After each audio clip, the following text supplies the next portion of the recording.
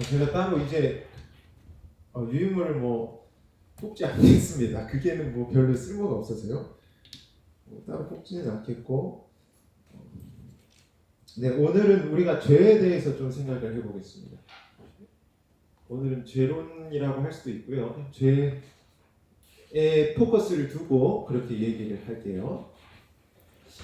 죄를 얘기한다고 하면 여러분들이 좀 듣기 불편하실 수도 있습니다. 왜냐하면 당신 죄인이라고 얘기했을 때 듣기 좋아하는 사람이 있을 리가 없거든요. 대부분 사람들이 다 불편하게 생각할 텐데요. 그런데 사실 우리가 말하는 이 성경이 말하는 죄와 이 세상이 말하는 죄는 엄밀히 구별이 된 거거든요. 그러니까 세상의 기준으로 죄인이라고 얘기할 땐 좀 기분이 나쁠 수 있지만 사실 우리가 말하는 그 죄라는 것은 그렇게 물론 하나님 앞에서는 큰 죄이긴 하지만 그렇게 기분 나쁠 필요는 없는 거예요. 왜냐하면 사실 우리가 다 죄인이거든요. 성경상으로는. 그래서 그 부분에 대해서 좀 생각을 해야 되는데요.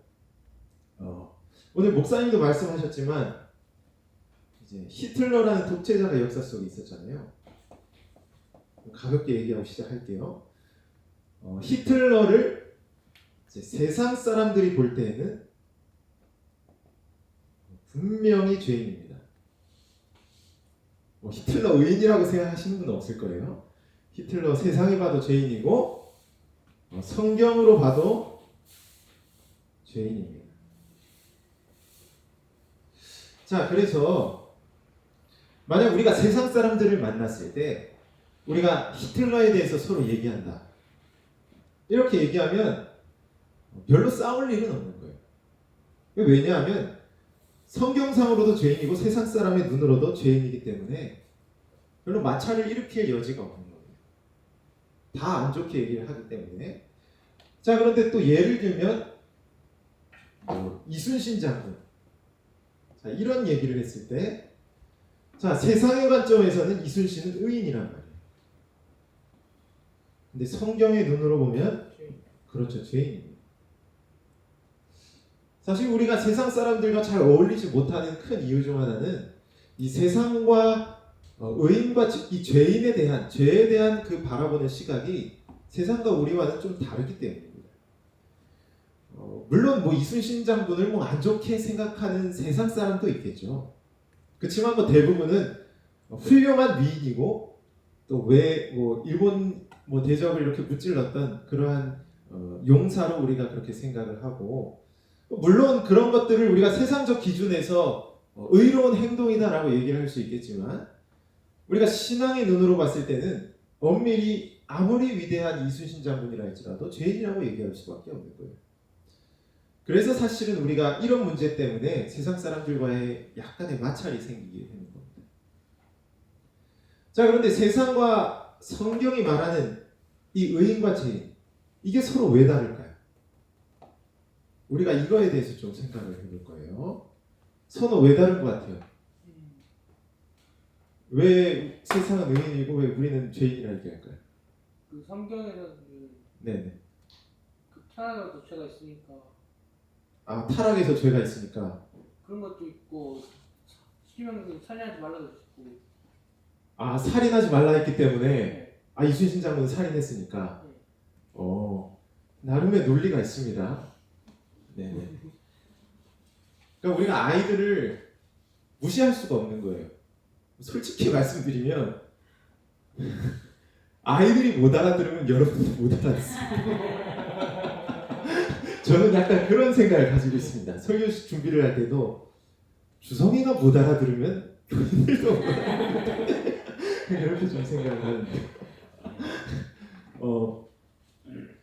우리가 말하는 죄와 세상이 말하는 죄의 차이가 왜 발생하냐면 하나님이 있고 사람이 있고 사람이 있으면 세상 사람들은 이 관계에서 죄를 규정하기 때문입니다. 사람과 사람 사이에서 이제 죄를 규정한다는 거예요. 세상의 죄라는 겁니다. 이게. 그러나 신앙인은 하나님과 사람 사이에서 죄를 규명하게 되어 있습니다. 이게 성경적 죄입니다. 그래서 사람들은 세상 사람은 언제나 사람에게 피해를 끼치냐 안 끼치냐의 기준이 있습니다. 그러니까 저 사람의 물건을 도둑질해서 저 사람에게 피해를 끼쳤으면 그게 죄다 이렇게 생각을 하는 거예요. 언제나 사람과 사람 사이에서만 죄를 규정합니다. 그러나 우리 신앙인은 성경에 따라서 언제나 우리의 죄를 하나님 앞에서 우리가 규정을 한다는 것이죠. 그래서 우리가 하나님 앞에서 규정을 하기 때문에 우리의 죄의 인식은 1차적으로는 하나님 앞에서 성경으로 하나님 앞에서 규정을 하는 겁니다. 이게 1번입니다. 우리의 죄의 기준은 언제나 성경에서 나오고요. 그 다음에 이제 사람과 사람 사이라고 할 수가 있겠죠. 그래서 오늘날 뭐 이제 동성애 문제 같은 거, 그러니까 저도 이제 세상 친구들이 있으니까 가끔씩 한 번 그런 얘기를 한 적이 있는데요. 이런 얘기를 하면 걔네들의 논리는 이거예요. 그 사람들이 남자끼리 결혼한다는 게 뭐 취향이니까 자기네가 원하면 그렇게 하는 거고 나한테 피해가 없다는 거예요. 그게 나한테 피해를 안 주기 때문에 그것을 악이라고 얘기할 수 없다 이렇게 얘기를 하는 거죠. 그러니까 세상의 논리는 언제나 사람 사이에서만 규정이 되지만 우리 신앙인은 성경으로 하나님 앞에서 우리는 규정하기 때문에 세상이 말하는 죄와 우리의 죄는 차이가 분명히 있다는 거예요. 그래서 우리가 이 주일학교에서 애들을 가끔씩 이렇게 가르쳐 보면 우리가 애들한테 이제 죄에 대해서 이제 얘기를 하잖아요. 그러면 애들은 벌써 이제 세상의 그 교육을 많이 받았기 때문에 언제나 죄를 이걸로 많이 생각을 합니다.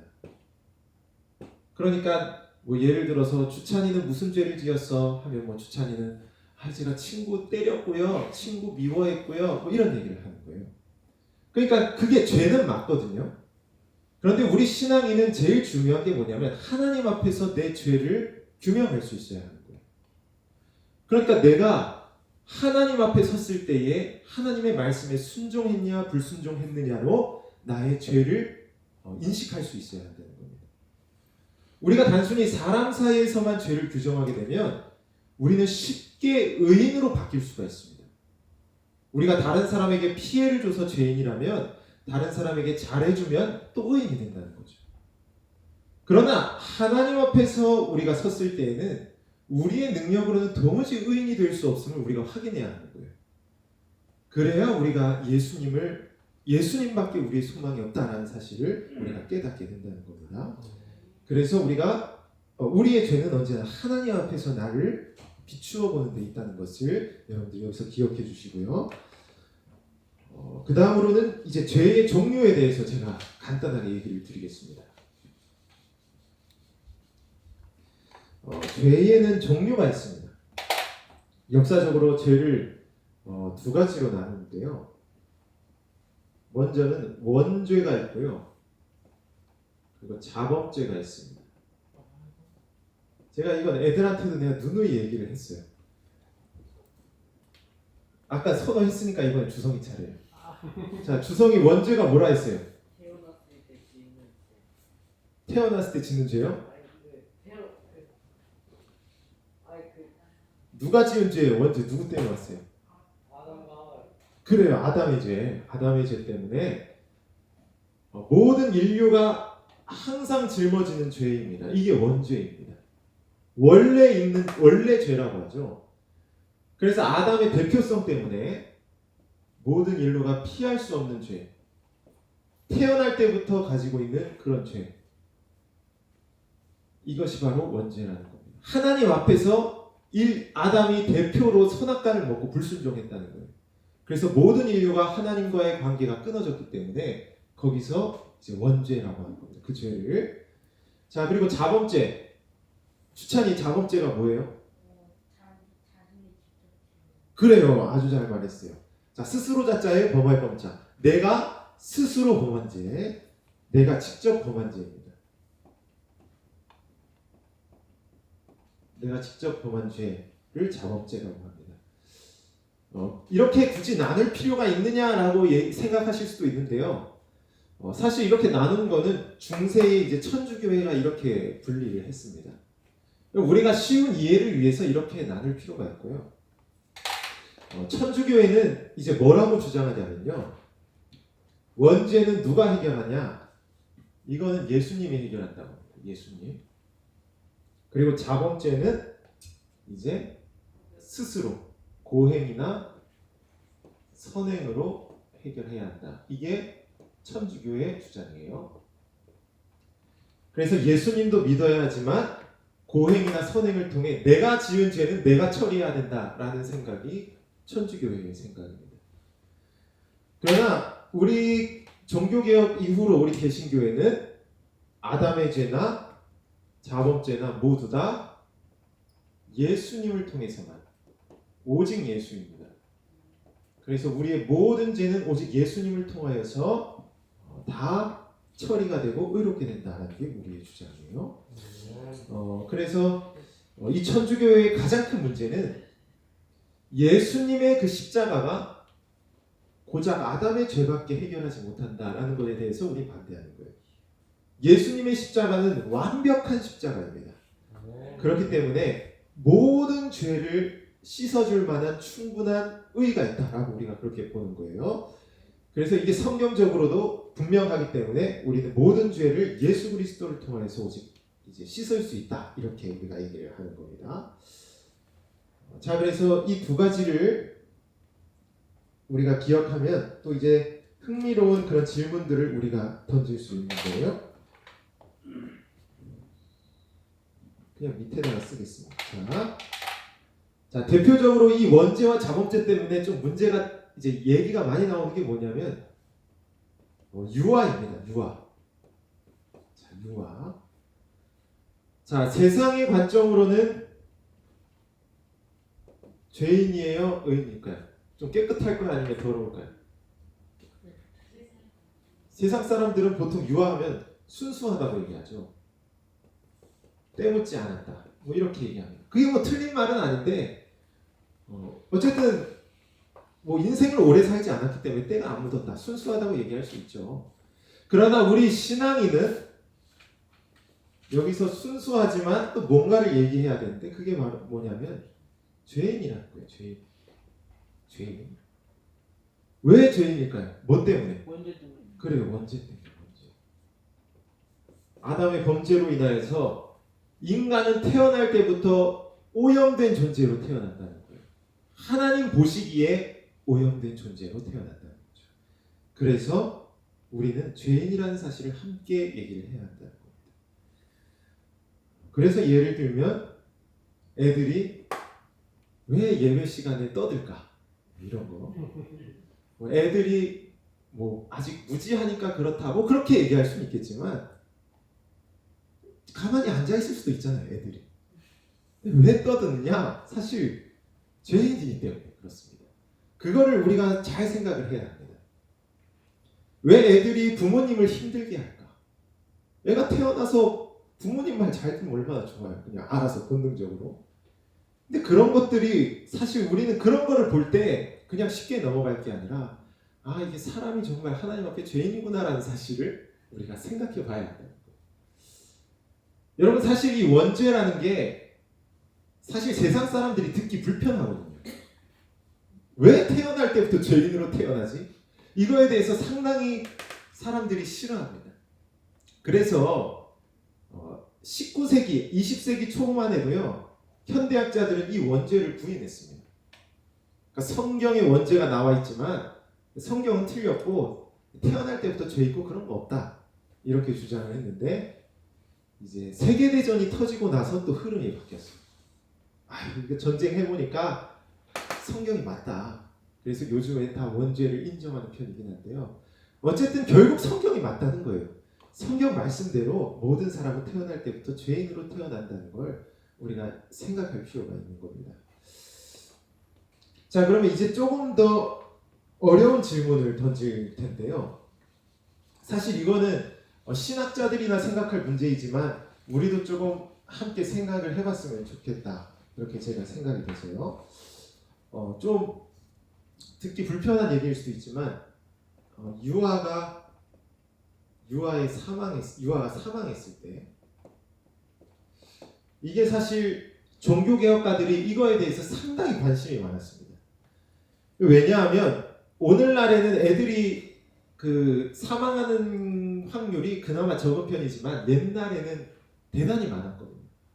그러니까 태어나자마자 애가 죽거나 이런 경우가 많았다는 거예요. 자, 그런데 유아는 죄인이란 말이에요. 원죄 때문에. 그러니까 태어나자마자 죽으면 천국에 가느냐 지옥에 가느냐 이 문제 때문에 상당히 근심이 많았습니다. 논란도 많았고요. 그러니까 제일 먼저는 일단 신자의 유아입니다. 자, 신자의 아이, 신자의 유아가 천국에 가느냐. 여러분, 유아가 아직 말도 제대로 못하는데 예수님을 믿는 믿음이 없다고 봐야죠. 사실 아직 예수님이 뭔지 머릿속에 지식도 없는데 믿음이 없는데 어떻게 이 아이가 천국에 갈 수 있느냐. 그래서 어떤 학자는 유아가 죽으면 무조건 지옥에 간다라고 주장했던 학자도 있습니다.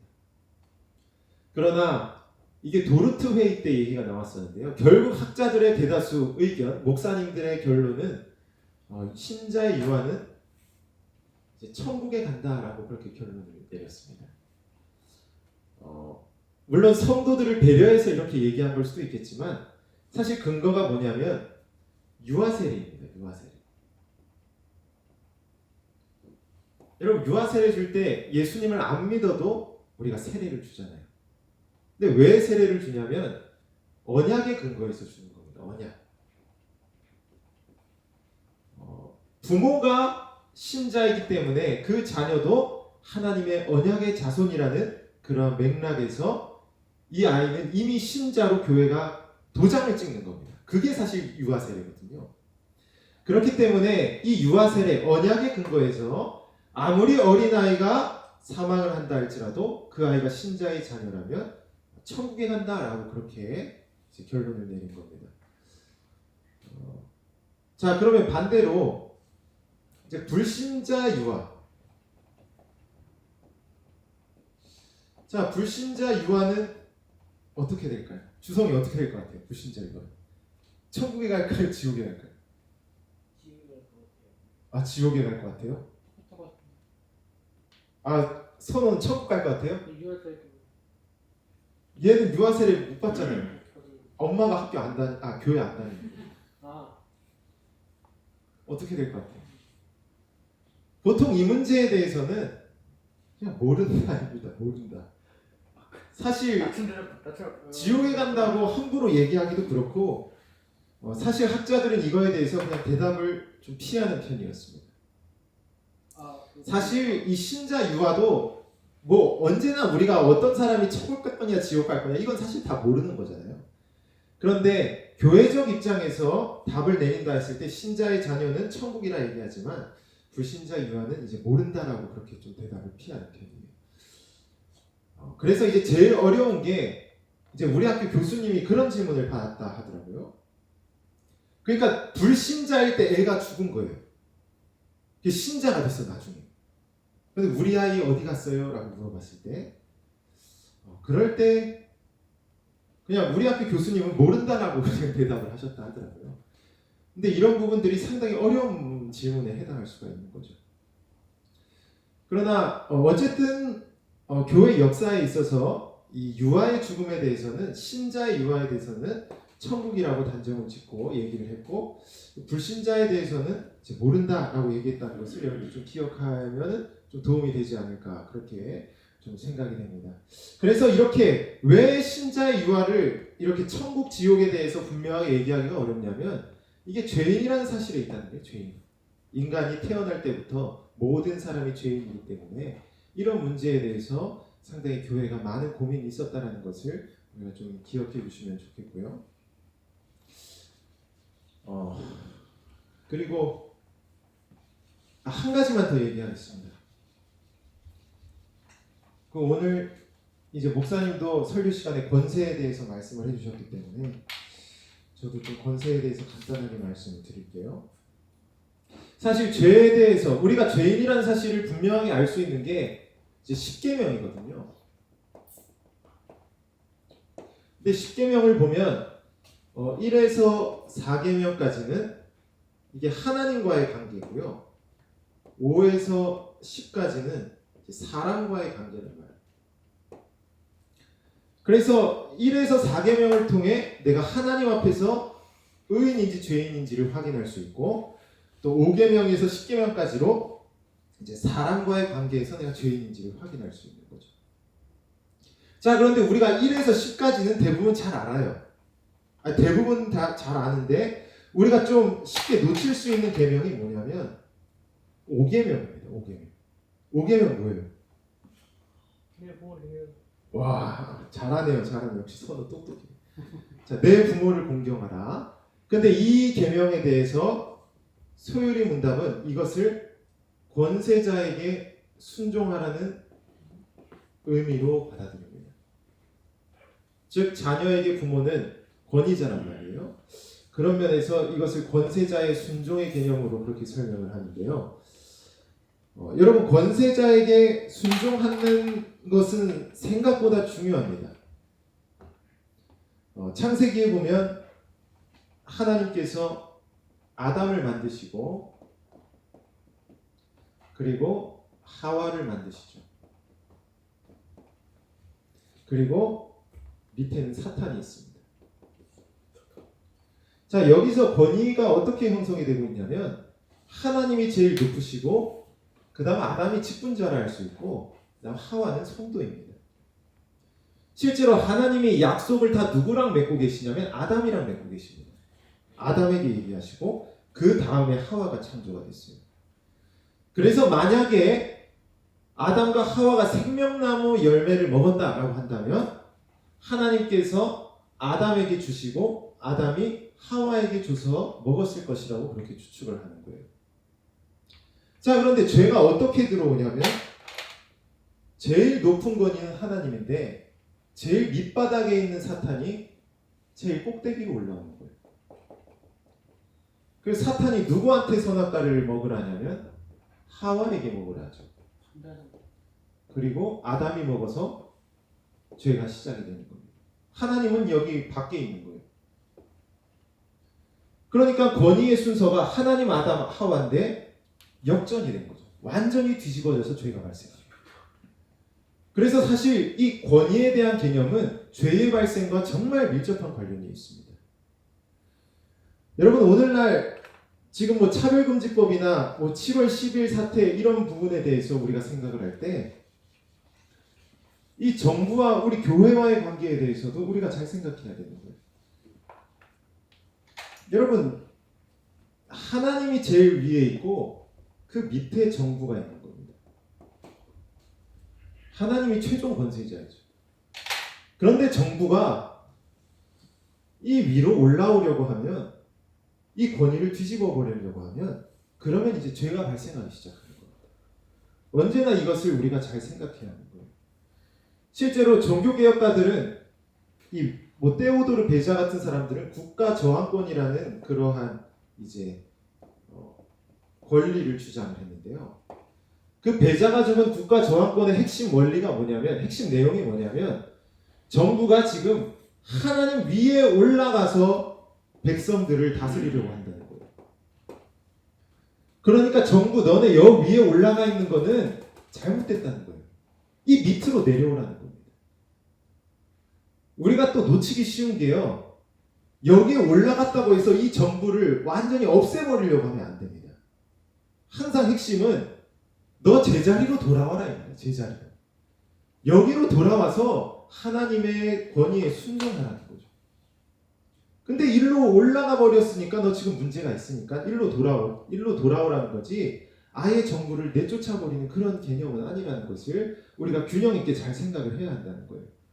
그래서 오늘날 시대에 지금 교회가 상당히 어려운 상황 속에 있는 건 분명히 사실인데, 우리가 분명히 이 나라에 대해서 잘못된 부분에 대해서 잘못됐다고 얘기를 해야 하지만, 그러나 그런 부분으로 인해서 마치 정부가 완전히 사탄이고 마귀라는 식으로 너무 강하게 비난하는 것에 대해서는 상당히 신중해야 한다는 거예요.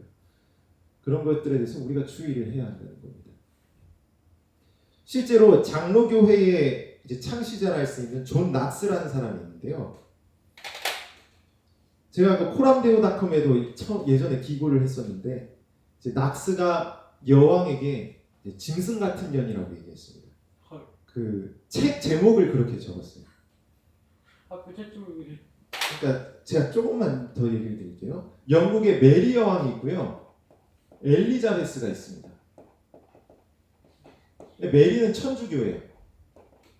그리고 엘리자베스는 개신교예요. 근데 메리가 너무 이제 개신교도들을 다 막 이제 학살을 하는 거예요. 피의 메리라는 별명도 있을 정도로. 그래서 낙스가 이 메리를 겨냥해서 짐승 같은 여자라고 책을 썼어요. 책을 써서 프랑스에서 책을 써서 영국에 딱 보낸 거예요.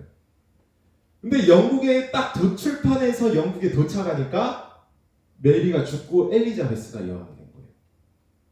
그래서 엘리자베스가 그 책을 딱 본 거죠. 그러니까 여왕을 이 메리를 짐승 같은 년이라 얘기했는데 자기한테 얘기한 걸 딱 받게 된 거예요. 그래서 개신교회를 세우려면 낙스를 불렀으면, 낙스랑 같이 세웠으면 영국이 개신교회가 아주 빨리 들어설 수 있었는데 낙스의 그런 공격적인 언행 때문에 엘리자베스가 낙스를 계속 꺼려합니다.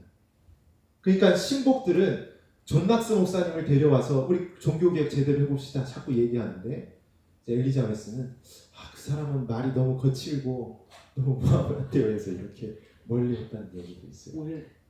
그래서 우리가 역사라는 게 사실 어떻게 돌아갈지 모릅니다.